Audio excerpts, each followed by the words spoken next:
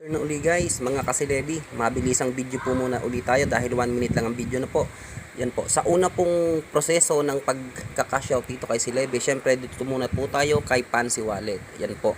Ang pinaka-importante po dito sa pagka-cash out kay Silebi dito sa Pansy Wallet, unang-una kailangan po dapat meron tayong syempre ika-cash out na Pansy token. Yan po yung na-convert na natin from Pansy point from Celebi points to Pansy points na naging dito po Pansy token. Yung sa akin po, 0 na siya kasi po na-cash out ko na siya. Ano po? Ayan, pakikita ko uli sa inyo. Ito yung history ng aking cash out na pinasa ko sa coins.ph. No po? Ngayon, ano bang kailangan natin para tayo makapag-cash out dito?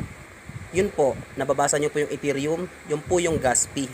So, ibig sabihin, sa kada cash out po kasi natin dito kay Pansy Wallet, meron po tayong gas fee. Ethereum po yun. Lalagyan po natin to. Magde-deposit po tayo ng Ethereum. Ano po? Ituturo ko po yung susunod pa.